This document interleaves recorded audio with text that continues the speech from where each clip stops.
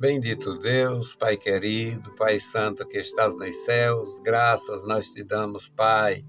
Estamos em tua presença, agradecidos por mais um dia que tu nos concede, te louvando, meu Senhor, pelo teu amor, pela tua graça, pela revelação de Jesus Cristo, suplicando pela igreja, abençoa os nossos irmãos, guarda cada vida, toma em tuas santas mãos, Pai, os nossos irmãos, guarda, Senhor, os nossos ajudadores.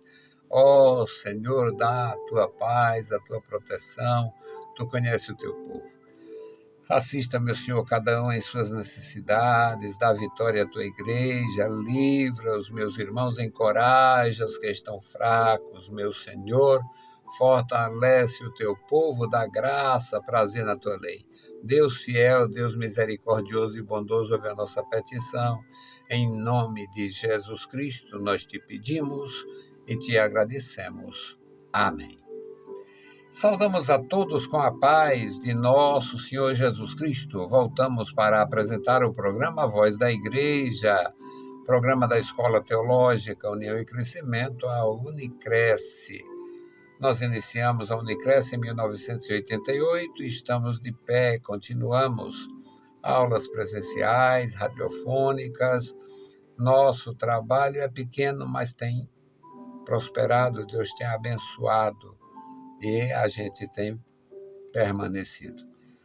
Nosso texto hoje é Atos dos Apóstolos, capítulo 20, versículos 17 e seguintes. Um texto maravilhoso falando da importância da obra de Deus. Eu poderia já antecipar aqui um título: Apóstolo e Pastor Cuidadoso. Apóstolo Paulo comunicando a palavra de Deus, assistindo à igreja em todos os lugares da sua atuação. Então, a leitura, Atos 20, 17. E de Mileto mandou a Éfeso chamar os anciãos da igreja, e logo que chegaram junto dele, disse-lhes: Vós bem sabeis, desde o primeiro dia em que entrei na Ásia, como em todo esse tempo me portei no meio de vós, servindo ao Senhor com toda humildade, em muitas lágrimas e tentações, que pelas ciladas dos judeus me sobrevieram. Como nada que útil seja, deixei de vos anunciar e ensinar publicamente pelas casas, testificando tanto aos judeus quanto aos gregos a conversão a Deus, a fé em nosso Senhor Jesus Cristo. E agora, eis que ligado, eu pelo Espírito vou a Jerusalém, não sabendo o que lá me há de acontecer, senão o que o Espírito Santo de cidade em cidade me revela, dizendo que me esperam prisões e tribulações. Mas de nada faço questão, nem tenho a minha vida por preciosa, conquanto que cumpra com alegria a minha carreira e o ministério que recebi do Senhor Jesus, para dar testemunho do Evangelho da graça de Deus. E agora, na verdade, sei que todos vós, por quem passei pregando o reino de Deus, não vereis mais o meu rosto. Portanto, no dia de hoje vos protesto que estou limpo do sangue de todos, porque nunca deixei de vos anunciar todo o conselho de Deus. Olhai, pois, por vós e por todo o rebanho, sobre que o Espírito Santo vos constituiu bispos para apacentardes a igreja de Deus, que ele resgatou com o seu próprio sangue. Porque eu sei isto, que depois da minha partida entraram no meio de vós lobos cruéis, que não pouparão ao rebanho, e que de entre vós mesmos se levantarão homens que falarão coisas perversas para atraírem os discípulos após si. Portanto, vigiai, lembrando-vos de que, durante 3 anos, não cessei noite e dia de anunciar com lágrimas e a cada um de vós. Agora, pois, irmãos, encomendo-vos a Deus e a palavra da sua graça, a ele que é poderoso para vos edificar e dar herança entre todos os santificados. Louvado seja o bendito nome do Senhor. Querido Pai, Deus Todo-Poderoso, nós lemos a Tua palavra. Abençoa os meus irmãos, dá graça, dá vitória, sustenta cada um, Senhor, com a Tua mão poderosa. Nos ajuda, Senhor, nos ensina, ó Deus, a andar na Tua presença, a receber a Tua graça, conduzir, Senhor, a Tua igreja, aqueles, meu Senhor, que Tu tens nos confiado. Nos ensina, Senhor, a ajudar, a assistir, levando a palavra santa, Pai. Ó Deus fiel e bondoso, guarda o teu povo, manifesta o teu poder e dá-nos a graça, Senhor, para receber a tua instrução e transmitir com amor. Em nome de Jesus Cristo, Pai, te pedimos e te agradecemos. Amém. Louvado seja o nosso Deus. Meus amados irmãos, nós temos o testemunho das Escrituras, que é uma maravilha em relação à obra dos discípulos de Jesus Cristo. Os discípulos de Jesus Cristo foram chamados discípulos, os que também posteriormente foram enviados como apóstolos. E estes homens, eles recebiam a chamada, eles tinham um conceito de vocação muito diferente da gente. Vocação, hoje, para muitas pessoas, a vocação é um compromisso social e, às vezes, lucrativo. A vocação nos nossos irmãos do passado, da igreja primitiva, a vocação era uma selagem do Espírito Santo, era uma convicção dada pelo Espírito de Deus que aquela pessoa estava sendo revestida de poder mediante aquela expressão ouvida, manifesta. Então, havia nos discípulos de Jesus, tanto nos discípulos originais, os discípulos da primeira geração, quanto na sucessão de discípulos, que ainda hoje, na verdade, é uma constante. Nós sabemos, a igreja de nosso Senhor Jesus Cristo, se não existisse nem a língua aramaica ou hebraica, a igreja existindo nos moldes que ela está hoje, ela teria condição de cumprir toda a lei, de cumprir a palavra e ser realmente uma bênção. Então, o texto é falando sobre a experiência do apóstolo Paulo, ele que trabalhava na Ásia, tinha passado por várias experiências na Ásia, enquanto viagem, enquanto um andarilho, um missionário não sedimentário. Aqui nesta expressão diz que ele é como se ele tivesse programado, planejado um lugar que pudesse ficar mais prático para todo mundo se encontrar. Este versículo 17 diz que de Mileto mandou a Éfeso a chamar os anciãos da igreja. Então, já tem um compromisso solene com a igreja através dos enviados, os ministros de Deus que são enviados. O versículo 18 diz: e logo que chegaram junto dele, disse-lhes: vós bem sabeis, desde o primeiro dia que eu entrei na Ásia, vós sabeis, podeis testificar, desde o primeiro dia que entrei na Ásia, desde a entrada, desde o comecinho, o que nós descobrimos aqui é que Deus se preocupa, que Deus dá a oportunidade às pessoas, Deus unge de tal forma que espera um resultado. Paulo tinha este resultado. Era um discípulo do Senhor Jesus, um discípulo abortivo, um discípulo fora do tempo. se torna um discípulo, na época, como discípulo, foi ajudado pelo Barnabé. Foi ajudado pelo Barnabé, porque era difícil realmente cumprir tudo aquilo sem a ajuda de, digamos, grupos mais conscientes e até melhor preparados.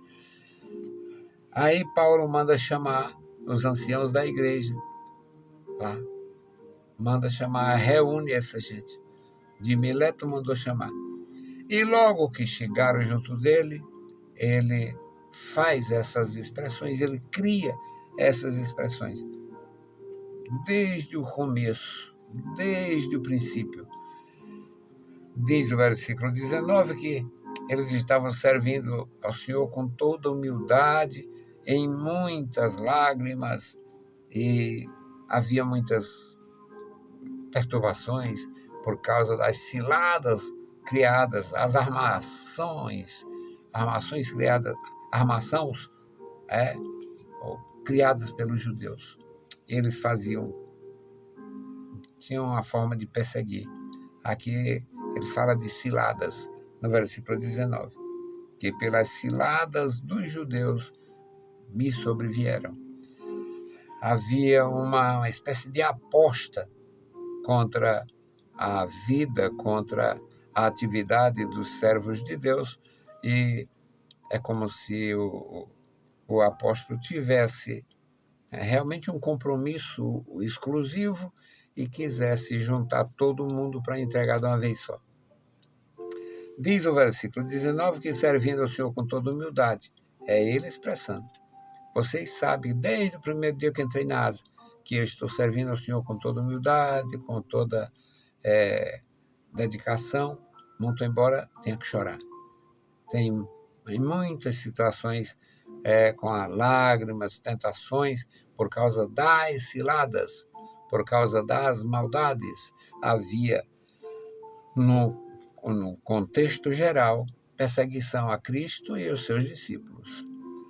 No versículo 20, diz como nada que fosse útil, nada que útil seja, deixei de anunciar ou de ensinar, tanto particularmente nas casas, e foi feita a obra. E nós aprendemos juntos, meus amados irmãos, não mudou, nosso Deus não mudou, Ele é o mesmo ontem, hoje e eternamente. Não significa que a gente vai estar isento de problemas, porque estes aqui dão testemunho das lágrimas, muitas lágrimas, e ninguém chora brincando. Ninguém chora. Tem os artistas sem futuro hoje, mas a lágrima é motivada pela comoção, que pode ser através do sofrimento, pode ser experiências várias, mas a verdade é que havia um cuidado pastoral. Era um apóstolo com cuidado pastoral. No versículo 21 diz que a ação deles era testificando tanto aos judeus como aos gregos. Falando da salvação, a conversão a Deus era uma palavra sobre conversão. Não tem como escapar desta área, a área do louvor, a área do saber, a necessidade de estar integrado na obra de Deus. No versículo 22, ele diz, agora eis que ligado pelo Espírito, vou para Jerusalém, não sabendo o que lá me aguarda, o que me há de acontecer.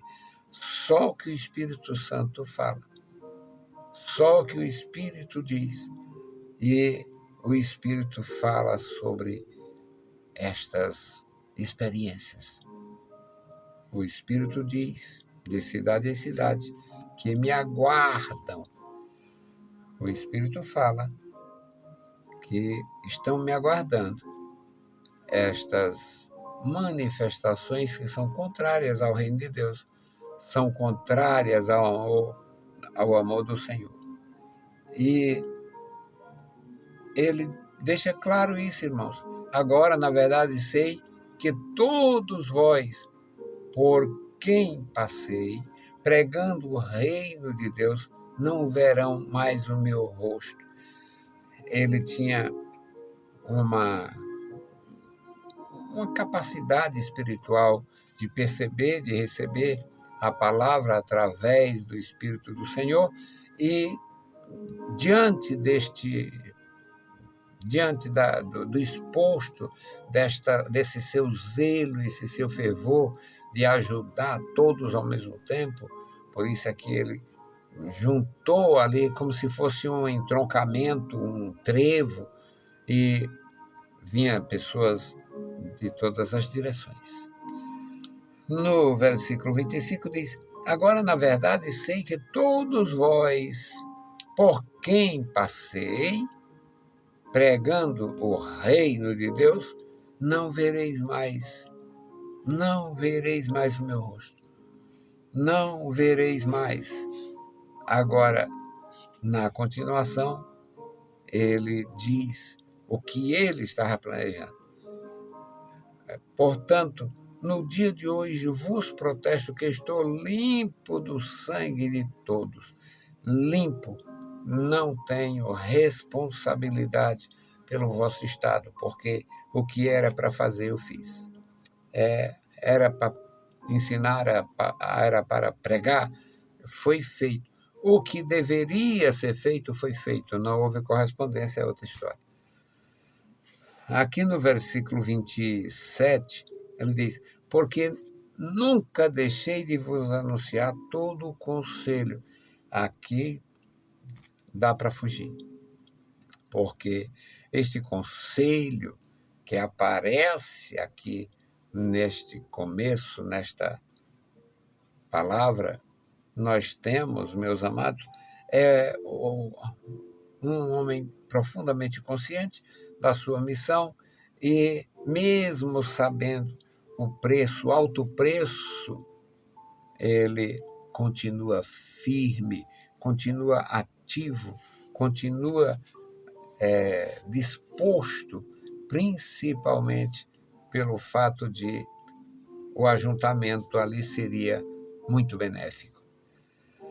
Não, no versículo 28, ele diz que olhai por vós, olha por vocês, olha por vocês. Estejam atentos, porque eu estou atento. Estejam atentos, porque eu estou atento. E a minha atenção é porque eu precisava pregar, ensinar e fazer a diferença com esse rebanho de Deus. Todo o rebanho de Deus. É maravilhoso, meus amados irmãos. No versículo 31, Paulo diz: portanto, vigiai, lembrando-vos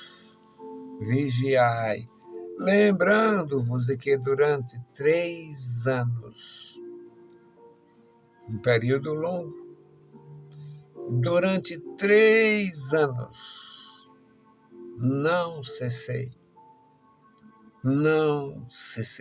não houve desânimo, não teve nada que não fosse para a glória do Senhor.